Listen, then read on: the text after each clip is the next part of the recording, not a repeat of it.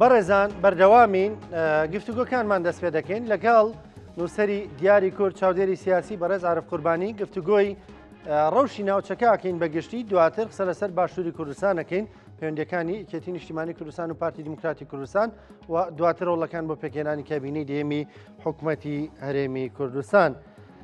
بەڕێز کاک عارف قوربانی لە ئەڵمانیاوە لەگەڵمانە. کاک عارف سڵاو لێ بێم کاتت باش. سپاس دەکەم، سپاس بۆ بەشداریکردنت لەگەڵمان. زۆر سپاس. باجارێت لە ڕەوشە گشتیەکەوە قسە بکەین، لە ڕەوشە ناوچەیەکەوە قسە بکەین. ئەوەی شەوی ڕابردوو لە سووریا ڕوویدا، هێرشەکانی ئیسرائیل و پشتیوانیکردنی ئیسرائیل لە دروزەکان، ئەمە چ پەیامێک دەگەیەنێ؟ وەڵا کاک ڕانکۆ نەک هەرجارێ ئیسرائیل و سووریا هەموو جیهان ئاوسە بە کۆمەڵە گۆڕانکاری گەورە. ئەگەر تەماشا بکەیت لە پەرسەندەکانی شەڕی ئۆکرانیا و رووسیاوە کە خەڵک چاوەڕانی ئەوە بوو دوای ئەو هەمووی دیعایی ترامپ ڕەنگە کۆتایی بە شەڕ و ئاڵۆزی بێ، بەڵام ئێستا کشانەوەی ئەمریکا هەم لە پشتیوانی ئۆکرانیا و هەم لە ناوبژیوانی نێوان هەردوولا و ئەو پەرسەندانی هندستان و پاکستان، ئەم پەرسەندنی شەڕی حەماس و ئیسرائیل و گواستنەوەی بۆ شەڕی ڕوبەڕووی ئیسرائیل و پەلاماری بۆ سەر سووریا و ئەگەری فراوانبوونەوەی ئەم شەڕانەش کۆمەڵێ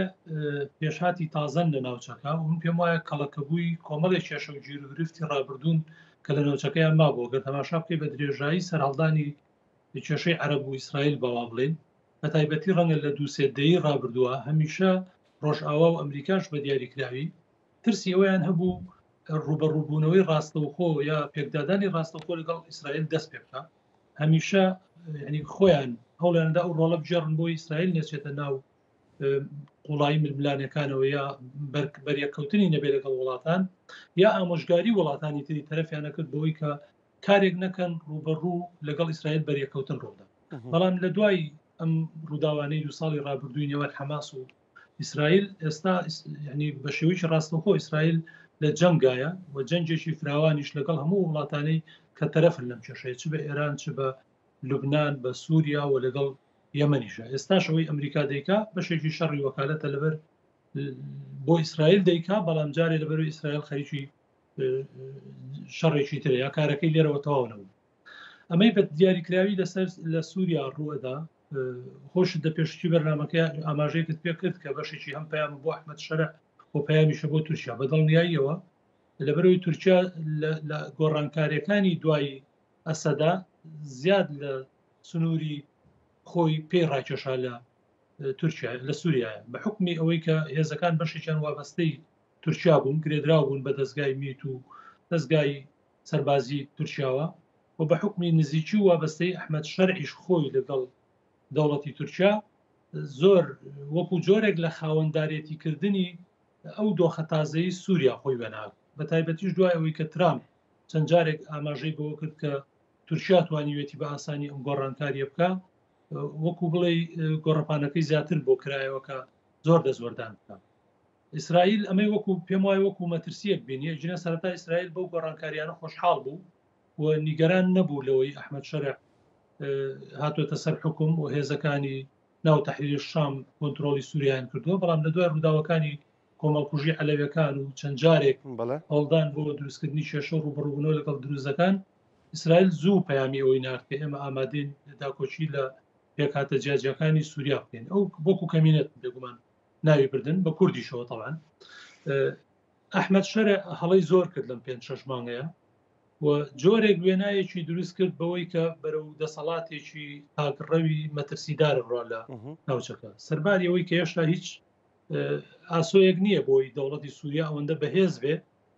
بتوانێت لە داهاتوە بێتە مەترسی بۆ سەر کەس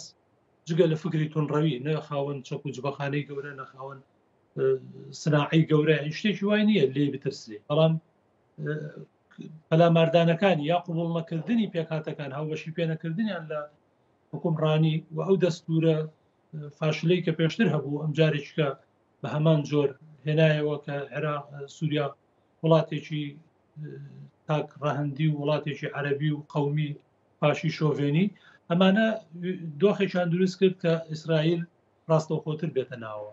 پێش 2 هەفتەیەک لەمەوبەر سەرباریەوەی لەگەڵ لە ئازەربایجان لەگەڵ تورکیاشە ڕێکەوتنێکیان کردبوو لەسەرەوەی کە تورکیا تا چه ئەندازەیەک دەسوەردان بکات لە سووریا، بەڵام بینیمان تورکیا خەریکی زۆرتر پەرەپێدانی بنکەی سەربازی و فراوانکردنی بنکەکانی بوو لەوێ و خەریکی هەوڵدان و بۆ گواستنەوەی سیستەمی بەرگری ئاسمانی بۆ ناوخاکی سووریا. بێگومان ئەمانە پێم وایە دۆخێکی هێنایە ئاراوە کە ئیسرائیل پێی وابێ ئەمە دوجار ڕەنگە بێتە مەترسی بۆ سەر ئیسرائیل. بۆیە ئێستا دەیەوێت هەموو ژێرخانی سەربازی و هەموو توانە سەربازیەکانی سووریا لە بین بەرێ و بیکاتە پۆلیس، یعنی ئەم دەسەڵاتدارە دەناوەکو پۆلیسێک لە دەوڵەتەکە بمێنێت بۆ کاروباری ناوخۆی خۆی. باشە کاگەرف تورکیا لێ دەگەڕێ هەروە سیرکرد و تەماشاکەر دەبێت کە ئیسرائیل بارەزی خۆی کوێی بێ بردومان کە خۆ دەزانم ناچێتە شەڕی ڕاستەوخۆ لەگەڵ ئیسرائیلدا، بەڵام ئایا هەندێک لە چاودێرانی سیاسی شۆندێک ئەوەی کە تابامان کردیان و تورکیا ڕەنگە بەناردنی هێزێکی زۆرتر بۆ سووریا ئەو پەیامە بگەێنێ کە دەستبەرداری سووریا نابێ؟ من پێم وایە بارودۆخی تورکیا زۆر باش نییە، بۆ تورکیا پێم وایە لاوااستریش دەبێتەوەی کە ئێستا هەیە. ئەو خۆت لە پێشێکی بەرنامەکە باسیەکرد بەراوردێکرد لە نێوانەوەی کە کاتی خۆی تاریکی سیخۆی 35 رووسای خستە خوارەوە. ئێستا بۆ ناتوانێتەوە هەلومەرجەکەی ئێستا جیاوازە لە هەلومەرجەی کە ئەو کاتە توانی بەرامبەر بە رووسیا وەکە و ئەو کاتەش کە بەرامبەر رووسیا کردی ئەگەر رووسیا نەبووایە و ئیسرائیل وایە ئەو کاتەش نێتوانی بەرامبەر بە ئیسرائیل بیکە. ئیسرائیل جیاوازە لە رووسیا و هاوچێشە نێودەوڵەتیەکە و ململانیەکانی ناوچەکەی ئێستا جیاوازن. ئیسرائیل ڕاستەوخۆ ئێستا بۆ بە تەرەفێکی گەورەی کێشە هەرێمایەتیەکانی ناوچەکە بە شێوەیەکی گشتی. تورکیا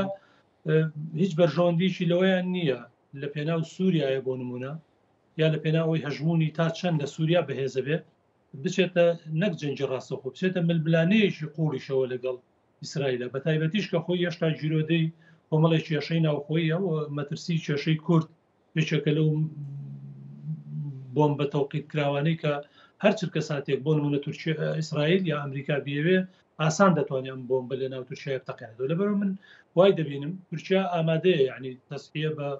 سووریا بە هێزەکانی خۆی لە سووریا بە هەر شتێکدا لە پێناوەوەی کە دۆخەکە بەرەو هێوربوونەوە بەرێ. من وای نبینم لەگەڵ ئیسرائیلە زۆر ناکۆکیەکانی قۆڵ بێتەوە، چکە کێشە و گیرگرفتی تری هەیە و کارتی یەجگار زۆری ئیسرائیل هێتوانێت بەرامبەر بە تورکیا بەکاری بێت. باشە کاگەرف لەم نێوەندەدا کورد بە تایبەت لە سووریا هەروە بە ئارامی دەتوانێت بەردەوامی بدا بە ئەو دەسەڵاتی کە هەیەی ئەو حکومڕانیەی کە هەیەی لە سووریا بە تایبەت لە ڕۆژاوی کوردستانەوەی کە پێکیان هێناوە زۆرێکە لە ینی حکومڕانی ینی نیمچە سربەخۆی ئەگەر ناو بنین یاخود جۆرێک لە سربەخۆیش ئەگەر ناو بنین حکومڕانی خۆیان دەکەن و سربەخۆن علاقاتیان هەیە ئابووری خۆیان ئیدارادەن دەتوانن هەراوها بەردەوام بن؟ خۆی ئەزانی کاگڕانکۆ ئەم گۆڕانکاریانە لە منتیقەکە یان پێشاتانە بۆ گەلانی وەک ئێمە کە هێشتا گەلانی ژێردەستین هەمیشە یعنی بەشێک دەرفەتی تایە، بەڵام ئەگەر خۆتی بۆ ئامادە نەکەی دەرفەتی وەکو باران وایە، یعنی خۆتی بۆ ئامادە نەکەی ڕەنگە یا لە دەست ئەچێ سوودی لە نابینی یا دەبێتە زیان بۆت. ڕۆژاوای کوردستان تورکیایەکێک بوو لە نێرە سەرسەختەکانی زۆرتر لە دەسەڵاتەکەی ئەحمەد شەرع، بەڵام پێ ئەچێ ئێستا تورکیا ئەو حساسیەتەی پێشتری بۆ ئەندازێ نەما بێ هۆکارەکانی پشتی ئەمە ڕەنگە زۆر بن، بەڵام یعنی ئەوەی کە هەڕەشەیە کرد ڕاستەوخۆ لە شەوێکە ئەچینە ئەفرین لە شەوێکە ئەچینە کۆبانی لە شەوێکە ئەچینە قامیشلو یان لە شەو ڕۆژەکە نایهێڵین ئێستا ئەو هەڕەشانەی نەماوە ئەو کوتم بارودۆخەکە گۆڕاوە بە جۆرێکی تر لە ڕۆژاوای کوردستان من پێم وایە تا ئێستا زۆر باشیان هێناوە ینی کورد لەوێ و ئەم بەم دوایش ئەو کۆنفراسی یەکگرتنی کورد یا یەکخستنی هەڵوێستی کورد دەستکەوتێکی گرنگە بۆ کورد لەوێنە.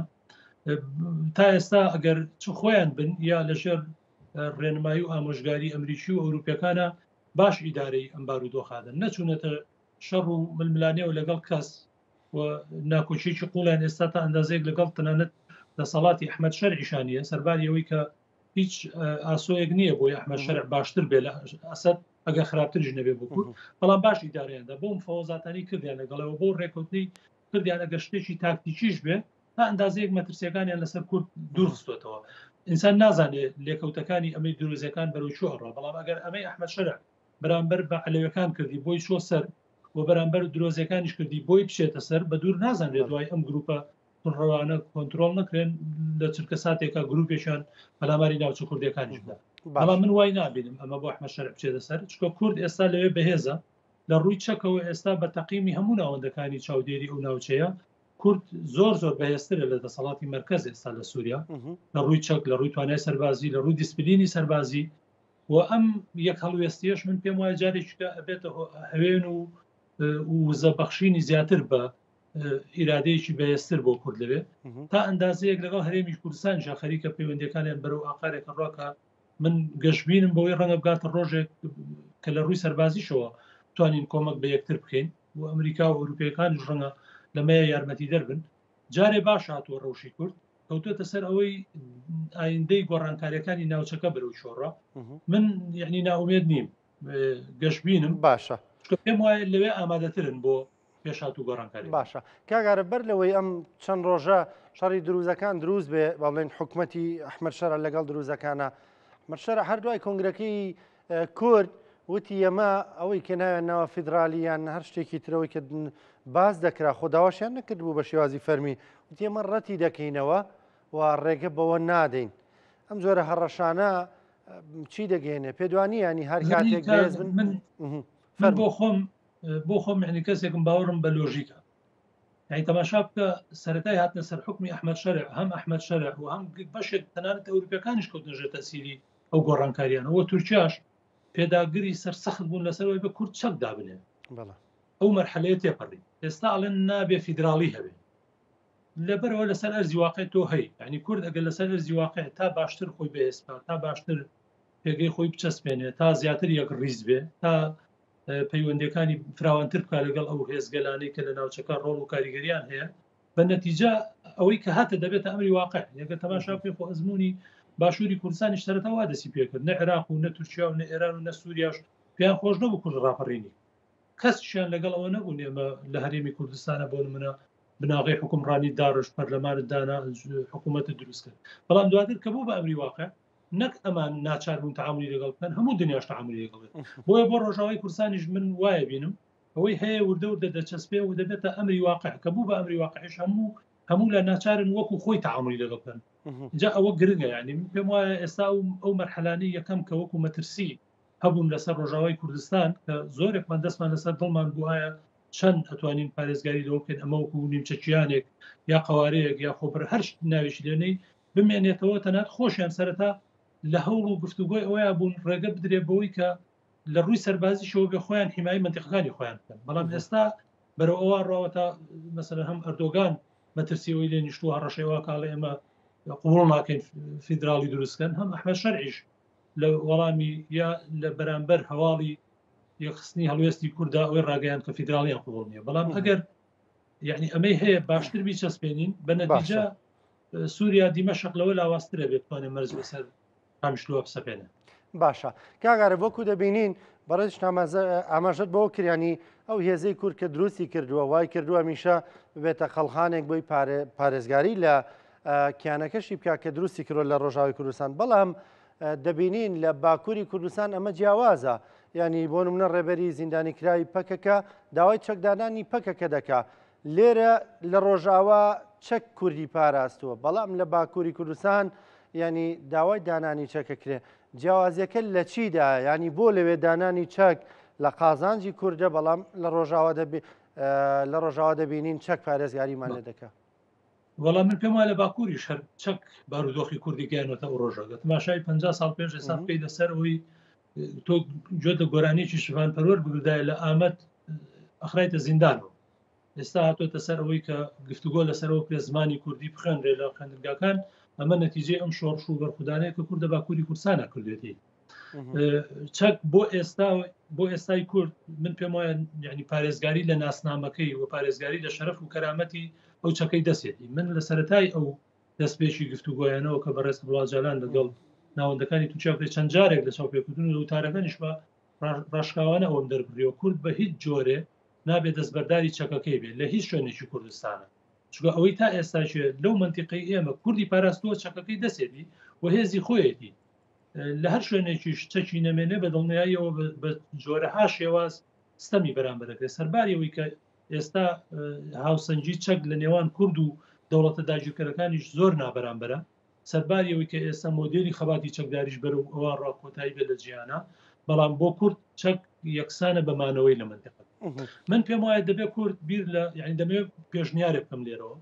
دەبێت کورد لە باکووری کوردستان بیر لە تاکتیکێک بکاتەوە یعنی ئەگەر تەماشا بکەیت لە ناوخۆی تورکیایە خەباتی سیاسی و مەدەنی تورکیا ڕەنگە لە ماوەی ئەم 30 ساڵی ڕابردووە دەیان جار هێزە کوردیەکان ناچار بوون حزبی کوردیان دروست کردووە بە ناوێک دادگاکانی تورکیا هەڵە نۆشانۆتەوە ناچار بە ناوێکی تر حزبێکی تریان دروست کردووە ئێستا هەموو کە تەرکیزیان لەسەر پەکەکەیە و پەکەکەش تا ئەندازەیەک ئێستا کۆتایی بە خەباتی چەکداری هێناوە لە ناو باکووری کوردستانە ئەوەی هەیە لە قەندیل و لە هەندێک ناوچەی باشووری کوردستانن و تورکیا هاتووە لێرە شەڕیان پێفرۆشێکی چەڵن من پێشنیارەکەم بۆ پەکەکە لە بری ئەوەی کە بیر لەوە دەکەنەوە چەک دابنێن لە بری ئەوەی کە داوایان لێ دەکرێت کۆنگرە بکەن و کۆتایی بە خەباتی چەکداری بێنن پەکەکە ئەگەر گەشتۆتە قەناعەتێ یا بەڕێز عەبدوڵڵا ئۆجەلان گەشتۆتە قەناعەتێک لە باکووری کوردستان و لە ناو تورکیا هەلومەرج ڕەساوە بۆی خەباتی سیاسی و دەستوری و یاسایی و مەدەنی بکەن پەکەکە با ناوی خۆی گۆڕێ پەکەکە با بێ بە پژا یعنی ڕەنگە ئێستا باشترین بژاردە بۆ ئەوە بۆ پەکەکە لەم هەلومەرجێ ئەوە بێ پەکەکە خۆی ئیعلانکە کۆنگرە ببەستێ ئەوە پارتی کرێکارانی کوردستان کۆتایی بە خەباتی چەکداری هێنا و خەباتی سیاسی و مەدەنی خۆیەکە وەکو تەنزیمێکی سیاسی بەڵام ئەم هێزەی کە ماوە ئەم بیر و باوەڕێی کە ماوە ئەم چەکەی کە بەدەستیانەوە با ناوی چکۆ پژاکیان هەیە بە نەتیجە وەکو باڵێکی سەربازی بۆ لە پەکە شتێکی شاراوە نییە چکە چاوەڕوان کراوە کە ئەم گۆڕانکاریانە ناوچەکە بگرێتەوە ئێرانیش بگرێتەوە لەبەرەوە کورد پێویستی بەخۆ ئامادەکردنە لە ئێرانیش بۆ ئەگەری هەر گۆڕانکاریەک بۆیە من پێشنیازەکەم پەکەکە کۆنگرەی ئەو کۆنگرەی کە بەنیازن یا کە داوایان لێکرێ بیبەستن بۆ کۆتای هێنان بە خەباتی چەکداری خۆ هەڵۆشانەوە بیگۆڕن بە کۆنگرەی گۆڕینی پەکەکە بۆ پژاک و ئەم هێزە بمێنێتەوە لە شوێنی خۆی ئەو کاتە چ پاسا و بیانوێکەیە بۆی تورکیاگەر پژاک لە قەندیل بێت تورکیا بە چ پاساوێک بێ بۆ قەندیل کە ئەسڵەن بۆ پەکەکەش یعنی ناشەرعی و ناڕەوایە تورکیاەوە دەکات بەس چ لۆژیکێکە یعنی کە تورکیا بێت لە ئامێدی لە ئاکرێ لە قەندیل پەلاماری پژاک بدابوون من هیوادارم بیرەوە بکەم باشە واقعیە پێشنیارەکەت کاگعارف بۆ واقعی نییە هێزێکەیە ناوی پەکەکەیە خاوەن بیر و باوەڕێکە ئەم هێزە هەر ئەمەش بوون بە داینەمۆی ئەو هێزەی کە لە ڕۆژئاوای کوردستانە ئەگە سەرەتاش ئەگەرم قسەی من لە 2011 بوون کردای پەکەکە خۆی بگۆڕێەوە پێدا ڕەنگە خەڵک بیوتای ئەمە مەسەڵ خەیاڵە یا ئەمە شتێکی نالۆژیکیە بەڵام هەر پەکەکە و کادری پەکەکە و هێزی گەریلای پەکەکە چوونە ڕۆژئاوای کوردستان و بناغی ئەم هێزە سەربازیان دروست کرد کە لەوێ ئەزمموی خەباتی چەکداریمان نەبوو لەوێ هێزی سیاسی چەکدارمان نەبوو لە ڕۆژاوای کوردستان و دوجار بوو بۆ هێزەی کە کۆمەلگای نێودوڵەتی شانازی پێوە کە بەڕاستی لە ڕووی دیسپلینی سەربازی و لە ڕووی جانفیداییەوە ئەوەی کچ و کوڕی ڕۆژاوای کوردستان کردی یعنی معجیزە بۆ پرۆبلەم ئەوروپای ئێستا لە دەیان سینەمایە چەندین فیلم بەرەم هاتووە لەسەر شەڕانەکان یعنی هیچ جیاوازیشان نییە لەسەر لەگەڵ ئەوەی کە باسی تێکۆشانەکانی ژیڤارا بکرێت لەبەرەوە مەبەستمەوەیە ئێستا بۆ لەبار نییە بۆەوەی کە گەر پاکەکەش بیر لەوە بکاتەوە خۆی حەلەکە یاچیەکە ئەو هێزە چەکداری هەیەی بێتە بەشێک لە پژاک و خەبات و تێکۆشانەکە لە ڕۆژهەڵاتی کوردستان بۆ ڕزگاری نیشتمان ئێران هەروە دەسەوەسان دەوەستێ لەو کاتەدا ئێران خۆ دەسەوەسان نەوەستاوە و ناژوەستێ بە دڵنیاییەوە بەڵام هەلومەرجی ناوچەکە زۆر لە بەرژەوەندی ئەوە نییە ئێرانیش سەرێشەی تر بۆ خۆی دروست بە بەڵام لانی کەم پێوانە بەشی کوردیان بەبەرەوە ماوە ئەزانی ئەوە پژاک هەیە لەسەر ئەرزی واقع پژاک هەیە خۆ هەندێک گفتوگۆ و ڕێکەوتنیش هەیە لە نێوان ئێران و پژاکەکە سنووری چالاکیەکانیان زۆر فراوان نەبێ یاخود لە هەندێک ناوچەیە مەسەلەن بەرێکەوتنیان نییە بەڵام پژاک هەیە و هێزی چەکداریش هەیە و لەناو ڕۆژهەڵاتی کوردستان هەیە لە قەندیلیش هەیە دیموکراتیش هەیە و کۆمەڵەش هەیە لەبەرەوە پژاک فراوانتر بکرێت ئیتر ئەچێتە ناو چوارچەوەی ئەو ڕێکەوتنەی کە لە 2013 لەگەڵ ئێران پژاک کردوێتی یا ڕێکەوتنی تری تازە ئەکەن یاخود خەباتی چەکداری پەرە پێ ئەدەن و چۆن لە ڕۆژاوە جوگرافیایەکی پاوانخواست کرا بەشێک لە جوگرافیای کوردستان ڕزگار کرا و پەیەدەی تیا دروست بوو و ئەو هێزانەتیایە گەشەیان کرد بیر لەوە دەکەنەوە لە ئێرانە شتێکی وا بکەن بە هەر حاڵ ناوچەکە هەمووی لە گۆڕانکاریایە کورد ئێستا گەر تەماشا بکەیت تاکە شوێنێک کە زۆر ئامادە نەبێتیایە و زۆر خۆی بۆ حازر نەکرد بێ و گۆڕانکاریەکان لە ڕۆژهەڵاتی کوردستانە و لە ناو ئێرانەیە لەگەڵ ئەو پەڕی ڕێزم بۆ خەبات و تێکۆشانی دیموکرات و کۆمەڵەکە قوربانی بێشماریان داوە لە ڕابردووە و ئێستاش دوو هێزی خاوەن بیر و باوەڕ و دوو هێزی ئامادەن بەڵام گۆڕانکاریەکان من پێم وایە پێویستی بە هێزێکی وەکو ئەوە هەیە پەکەکە بچێتە پاڵ پژاک و بۆی ئەم ئەزمەی باکووری کوردستانیش ئەگەر بەوە چارەسەرە بێ چەک لە دەستی پەکەکە نەمێنێ و دەرگای ئەوە بکرێتەوە لە ڕووی یاساوی دەستوریەوە دەرفەت بڕەسێنرێ بۆ بەڕێز عەبدوڵڵا ئۆجەلان و دەوڵەت گوایە ڕێکاری یاساوی دەستوری بگرنە بەر بۆی ئەم زمینێش بۆ خۆش بێ هێزەکەش لەسەر ئەرجی واقع ماوەتەوە هەر ڕۆژە بۆ هەر پارچەیەکی کوردستان پێویست بێ هێزێکی ئامادە و دەتوان بەکاری بن. زۆر باشە کاکارف هەندێک باز لە باشووری کوردستانیش بکەین ڕۆژی باشووری کوردستان چۆن دەبینی پەیوەندیەکانی یەکێتی پارتی چۆن دەبینی ئێستا لە سەروبەندی پێگەێنانی کابینی دێمی حکوومەتی هەرێمی کوردستان داین جارێ بابزانین پەیوەندیەکانی یەکێتی پارتی چۆن دەبینی ئێستا هەندێک دەڵێن لێک تێگەیشتنەکانیان ئەم جارە تەنا بۆ نییە کابینەیەک دروست بکەن یعنی دەڵێن لێک تێگەیشتنەکان بۆ ئەوەیە کە شکلێک لە ڕێکەوتنی استراتیژیانە بێ وەکۆی پێشوو هەیان بوو مەڵایی من وای نبینم کاڕانکۆ وایشی نبینم کابینێ دێمەوە بە ئاسانی پێبێن ئەم قسەیەشم ئینستانیە هەر ساڵی پارک هەڵبژاردن کرا لە کەناڵی ئێنارتی چاوپێکوتێن لەگەڵ کاکارزانە لەوێ قسەم کردوتم من بە تێگەشتنی خۆم هەڵبژاردننی ببورە پێکەنانی حکوومەتی کوردستان ئەچێتە ساڵی 2026ەوە ئێستا شەروایە بینم گفتوگۆ هەیە لە نێوان پارتیوێچێتی بەڵام من وای نبینم گفتوگەکان لە واقعا بۆ پێکەنانی کابینە بێ ئەوەندەی بۆ کوشتنی کات و بۆ نزیکبوونەوەیە لە هەڵبژاردنەکانی عێراق بەداخەوە چکە کوردستان هەڵبژاردنەکەش یارمەتی دەربوو بۆی کە جارێککە ئەم دۆخە سیاسی کردەوە بارمتەی دەستی پارتیوێچێتی هێزەکانی تریش پەرتەوازن ئێستا گەلانی کەم ئەم حزبانی تر کە زیاتر لە 30 کورسیان هەیە هەمویان خۆیان ئیعلان بکردایە وەکو فراکسیۆنێکی پەرلەمانی دەبوون بە قووەتی سێم لە کوردستانە ڕەنە بیانتوانێت شتێک لەو بارودۆخە بگۆڕن کە ئێستا لە کوردستانە هەیە بەڵام ئەوان پەرتەوازن و هیچ کاریگەری شێوتۆیان نییە یا لە معادلەکەیان ناتوانن ڕۆڵێکی گەورە بژێڕن دۆخەکە ماوەتەوە لە بەردەستی پارتیوێچێتی یا پارتیوێچێتیش ئیتر جیرۆدەی ئەو ململانە و ناکۆچیانەی ناوا خۆیان ڕاستە گفتوگۆ هەیە هاتوچۆ سەردان هەیە لە حکوومەت پێکەوەن لە بەغدا پێکەوەن بەس من وای نبینم یعنی بەرەوە قارە بڕاکە ڕێکوتن بۆ خۆ تەمەنای ئەوە بکرد هەم نیەتیان نییە لە ڕاستیە بەرەو ئەوە بڕۆن ڕێکوتنی سیاسی بکەن و هەم یەشتا لە ناخ و خەیاڵدانی خۆیانە دەستبەرداری شکاندنی یەکتر نەبوونە کاتێک ئەتوانن ئەم دوو هێزە ڕێکوتنی سیاسی بکەن یا ئەم ئەزمێت تێپەڕن ئەبێ ئامانجیان یەکخەن حاج قادری کۆی 100 ساڵ پێش ئێستا برایی ئامانجێک بوونە ینی ئاغایە یەک بوونە یامان ئێشتا لە واقع غایان یەک نییە یعنی بەداخەوە بە خۆزگاوانە بوونایە و هەلومەرجیش هەیە زمینەش هەیە باشە کاگەرە بۆ دوو حزبی مەسئولیەتی ئەوەشان لەسەرەوانە بن بەڵام وان چی بکەین بۆ دوو حزبی سیاسی ینی ئاسایی نییە کە هەندێک ڕوویای جیاوازیانە بێ بیرکردنەوەی جیاوازیانە بێ ڕوانینی جیاواز ئەفکاری جیاوازیانە بێ ئەمە ئاسایی نییە بەڵامەوەی کە دەبینین ئایلانی کەمێکەتی پارتی ئێستا پێکەوە کۆ دەبنەوە ئەفتانەی یەکتر دەبینێن لە سەراسی زۆر باڵا کۆ دەبنەوە و یەک دەبین و ئێلانی کەم ئیدارەکەی کە ئەیدەن ینی بە ئاشتیەوە ئیدارەکەدەن جۆرێک لە ڕەنگە لێکتێگەشتیانە بێ کاگڕانکۆ لە واقع هەر دەبێ ینی حزب ناکرێەوە گەڕۆیەک وابن ئەبێ ببنە یەک حزب لە هەلومەرجێکی شتاکەوەک یەک وابوون زۆر کەس داوای لیانە کرد ببنە یەک حزب ینی سەردەمی ڕەحمەتی مامجەلال دوای ڕێکوتنی استراتیژی لە ناو مەکتەب سیاسی هەردوو حزبەکە لێدوانیان ماوە لە میدیاکانە قسە هەبوو لەسەرەوەی کە حەق بەڕاستی بکەن یەک حزب بۆ چکە لە واقع ئامانجیان یەک بوو لەسەر زۆربەی شتەکان وەک یەک بیریانە کردەوە یەک استراتیژ و یەک پلان و ئامانجێکیان هەبوو بەڵام خۆتۆ ناو حزبێکی سیاسی جیاوازیش ناو حزبێکیشا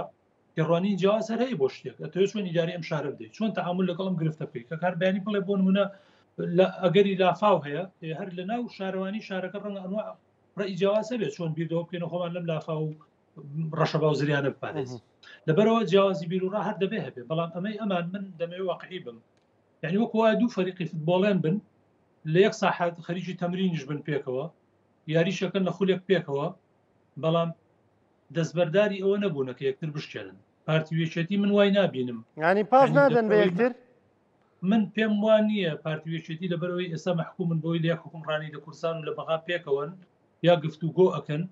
لە خەیاڵدانی خۆیانە دەستبەرداری شکاندنی یەکتر بوو بێتن شکاندنم مەبەستن ململانێ ناڵێن ململانێ ڕەوایە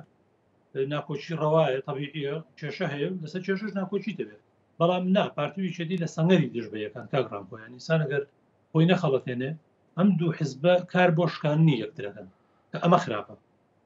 باشە ئەم دواییە نمونونەکانی ئەم دواییە وا دەردەکەوێ بەو شێوازە نەبێ بە تایبەتم ئەم دواییە هەندێک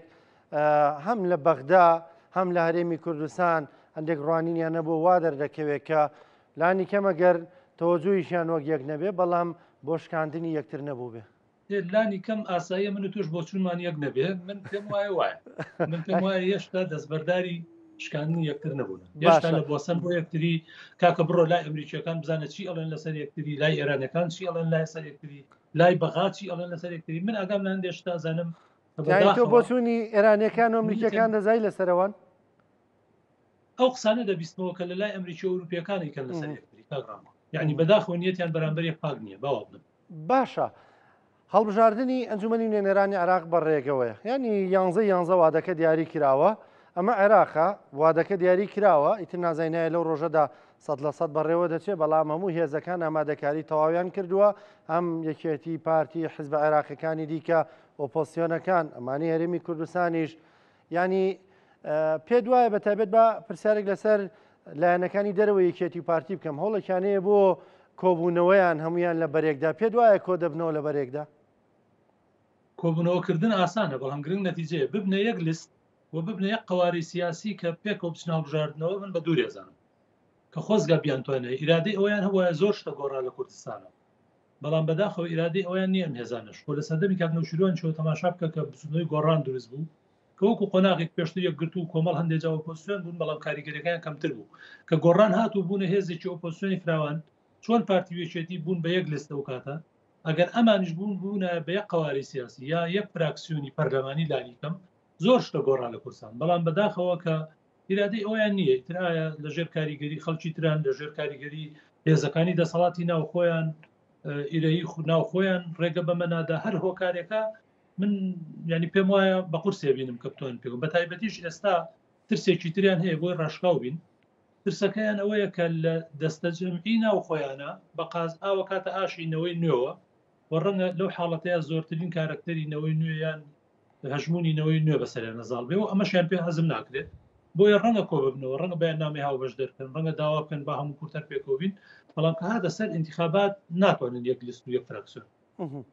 باشە هەندێک دەنگۆغەیە کە گوایەکێتی پارتیش دایانەوێت پێکەوە بن تۆم زانیاریانەت بیستووە دەنگۆ نییە کاک بافڵ لە ناوچە جێناکۆکەکان نەنا هەر کاک بافڵ داوای کرد کە بۆ هەموو کورسان داوای ڕێکوردی استراتیژی کرد داوای ئەوەی کرد کە بە یەک لیست بچنەوە بژاردنەوە ئەگەر هەر پێیان ناکرێت لە ناوچە کورسانەکانی دەروی هەرێم بچن بەڵام پێشنیارێکی دڵسۆزانە نییە کاگەرم ئەزانی نازانم چێ بوو لە ڕاستیە ینی ژنە ناوەکەمەوت بەس جۆم لە کەسێک بوو ڕۆژێک ینی من خۆم شارەزایم نییە لە یاسای هەڵبژاردنەکە باسی سانتیگۆ و ئەو وردەکاری تەفاسیلانەی کرد کە هەندێک جاردەنگی هێزە گەورەکان کە پەرتە بێ لە خوارەوە زەرەرەکە ڕەنگە نازانم کامیان بوو ڕەنگە گەر هەموو کورت پێکەوە یەک لیست بێ کورسیشی لەدەست بچێ ئەو دیوەی باشە بەڵام کورسیشی لەدەست بچێ بەڕێی من لە ڕووی سیاسیەوە گەر کورد بتوانێت یەک لیست بێ و یەک هەڵوێست بێ بەڵێ زۆر دەستکەوتێکی گەورەیە بەس من پێشتر شەرحی حاڵی پارتیوێچێتیم بۆ کردی کە بەڕاستی نازانم بۆ ئەندازەیە لێک نزیک بوو بێتەوە بۆیە بە دوورێ بینم بە دوورێ بێنم بتوان باشە بە یەک هەڵوێستی و بە یەک لیستی بچنەوەڵە تۆ خۆ داماژەت بەوە کردوتت بەڕێز بافڵ تاالبانی خۆی وتوێتی بە پێکەوە بین ینی تەنانەت بۆ بەغداش یەک لیست بین پرسیارەکەمەوە بوو پێشنیارێکی دڵسۆزانە نییە حەق نییە کاری لەسەر بکرێت ئەوە کات خۆی کاکبەرام کە ڕێز حکومت بە دروشمێکیەوەی کردار شاردا بۆ هەردوو لە قسەی مەبەستم بە ڕێز کاک بافڵ نییە پێشنیارەکە باشە بەڵام گرنگ ئەم مبادرێ ینی بەرامبەریش قبولی بکە بەڵام پێم وا بوو پارتی وەڵامی دایەوە بۆی کە جارێ زووە یا دراسەمان نەکرۆ کاک بافڵیش لە میدیا ئەم قسەی کرد بۆ دێشیان پرسی هەر لە کورسات بوو وتی بەنیازم لە کۆبوونەوە لەگەڵ کاک مەسرور باسی بکەم نازانم باسیی کردوێنە بەرحەڵ دوایە و دیدارەی من هیوادارم کاک ڕانکۆجان یعنی هەلومەرج زمینە بۆ ئەوە خۆشەکە کە ئەم حزبانە یەک هەڵوێز بن هەلومەرجەکە نەگەیشتوەتە ئەو بارودۆخەی کە پارتیوێچێتی و حزبەکانی تر بە یەک لیست بەشدار بن شەرحی ئەوم بۆ کردی کە هێشتا ئەمانە دەستبەرداری دەستشکاندنی یەکتر نەبوونە لەبەرەوە من ئەگەر نیەتم بە تۆ بشتێنم نایم یارمەتی بدەم کاتێک ئەگەمە ئەو قەنەعەتەی بێم دەست بە پشتی تۆ بگرم یارمەتی تۆ بدەم بۆی حەز بکەم تۆ سەرکەوتوبی ئەو کاتێک کە هیچ شتێک لە دڵما بەرامبەر بە تۆ نەمابێەوە پێم وابێ ئەوەی تۆشەکەی بە نەتیجە خزمەتە بە من ئەو کاتە جۆم لەوە نیە تۆ ئەرکەکە ڕاپەڕێنی یا من یا کەسێکی کورد نەگەشتوە ئەو دۆخە لە باش کاگەرف جۆرێک لە ڕەشببینی بە قسەکان هەڵ ڕەشببینی بەرامبەر بە یەکریزی نێو ماڵی کورد ڕەشببینیەکە واقعیە یان نانا ڕەشببین نیم هەر بەڵام من کەم ینی لە ژیانمە کەم جار ڕەشببینم ینی پێم وایە زەنی هێزەکان خراپن بە کوردیەکەی باوا بڵێ ینی زمینە لەبارە بۆی کورتیە هەڵێز بێ وەڵی من نەک ئێستا لە خراپترین وەزعی کووردا تەمەنای ئەوم کردووە و نەک تەمەناش بگرە پێم وا بۆ تەوقیتەکە گونجاوە بۆی کورد بیر لە کۆنگرەی نەتەوەی بکاتەوە بۆچکە تۆ ئەگەر کورد هیچ کێشەی نەبێت لە ناوخۆیان کۆنگرەی نەتەوەی بۆ چییە ئەگەر کورد هەمووی تەبابێ و یەک ئاماژوان هەبێ و بۆ یەک ڕێگە تێبکۆشین چ پێویستمان بۆی کۆنگرەی نەتەوەی بکەین کۆنگرەی نەتەوەی بۆ ئەوەیە ڕێگە نەدا تۆ بە ئاراستەیەک ئابڕۆی من بە ئاراستەیە تۆ لەژێر تەسیری تەرەفێکابی من لەژێر تەسیری تەرەفێکی تر کۆنگرەی نەتەوەی بۆ ئەوە باشە جا ئێستاش مەبەستمەوەی ینی کوردستان ینی لە بەردەم کۆمەڵی پێشهاتی تازەیە کە دەرفەتی گرنگی دیایە بەڵام خۆ ئامادەکردنی ئەوێ خۆ ئامادەکردنیش ئەلفوبیەکەی سەرەتاکەی لەوە دەستپێکا کە یەک هەڵوێز بن بەڵام من کە دەڵێم وای نبینم لەبەرەوە نییە من پیاوێکی ڕژبینم بۆی وای نبینم لە واقع پارتی وێچێتی ئێستا ئامانجیانیەک نییە بەداخەوە ئەبێ ئامانجیانیەک خەن بەچی دەکرێت من هیوادارم تا ئەندازەی هەستەکەم کاک مەسعود تۆ زێ دوورە پەرێزە لەم کێشانە هیوادارم یعنی ئەم هەلومەرجەوە ئەخوازێ جارێککە کاک مەسعود بێتەوە ناو هاوکێشەکە و ئەم هەموو هێزە سیاسیانە کۆبکاتەوە لە ناو پلانێکی سیاسی ئامانجێکی سیاسیە ئەگەر زووتر ئەو کاتی سەرۆکی هەرێم بوو هەندێک لە هێزە سیاسیەکان خلافیان لەگەڵ هەبوو یا ناکۆک بوون یا بە حکمی ئەوەی کە لە خولێکە بەبێ هەڵبژاردن دەسەڵاتەکانی بۆ درێژکرای و هەندێک بەرە معارز بوون دوایی ڕەنگە بە ئەیبیان زانی بێ بچن جارێککە لەگەڵی دانیشن بەڵام ئێستا ئەم گرفتانە نەماوە کاک مەسعود ئەتوانێت ڕۆڵی چەترێک ببینێ بۆ هەموو هێزە سیاسیەکان و هیوادارم ئەو مبادرانی کران بۆ یەک ریزی فراوانتر بکرێتەوە بۆی کە چەترێک دروست بێ هەموو کوردی باش و چۆن لە ڕۆژاوای کوردستان کە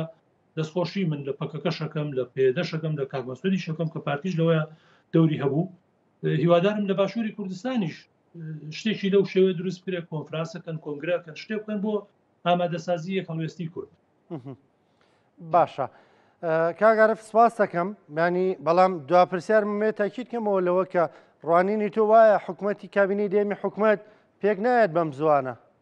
حەزەکەی لەبەر دڵتوڵێن پێک دێ کاکە پێک نایەت دوای لەبەر دڵی من ناتەوە ئەڵبەت من جارێک لێم بپرسیتەوە کاک ڕانکۆژیان یعنی پارتی و یەکێتی بە دیاریکراویش ئەمەیان یەکێتی باوا بڵێم یەکێتی خۆی بە مەخدوو دەزانێت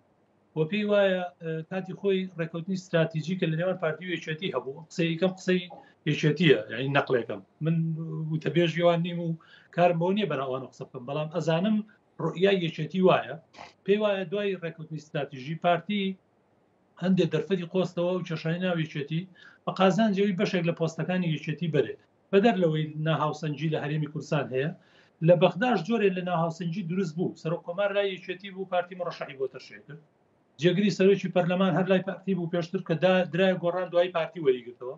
جێگری سەرۆک وەزیران کاتی خۆی دوای پرۆسەی ئازادی لە چوارچێوەی ڕێکوتنەکانی حسەی یەکێتی بوو پارتی ئەم پۆستەشی وەرگرت پۆستی وەزیری خارجی مەسەن لای پارتی پۆستە حساسەکان یعنی گەیشتە دۆخێک لە بەغدا کە هاتە سەرەوەی وەزیری عادل بدەنە یەکێتی پارتی معارض بوو ساڵێک نەیاندا چەندێک شخایان تا دوای بازار حاڵ عادل عەبدولمەجید توانی ڕەزامەندی بەدەستبێنێ لای پارتی ئەو پۆستە بداتە یەکێتی مەبەستم لەوەیە کە یەکێتی خوێندنەوەی وایە کە ئەگەر بچێت هەڵبژاردنی ئەمە ئەم دۆخە بگوازێتەوە بۆ قۆناغی دوای هەڵبژاردنی عێراق قازانجەکە لەوەی پۆستەکانی بەغا و کوردستان تێکەڵ بکاتەوە ئەو کاتە ڕەنگە جۆرێک هاوسەنجی دروست بێت لەوەی ئەگەر لە هەرێمیش نەتوانێت ئەم هاوسەنجی ڕاستکاتەوە ڕەنگە بتوانێت یەکێتر لەو پۆستە سیادیانەی بەغا بۆ خۆی بەدەستبێنێت بەڕێز کاگەرف قوربانی سپاس دەکەم سپاس بۆ بەشداریکردنە لەگەڵمان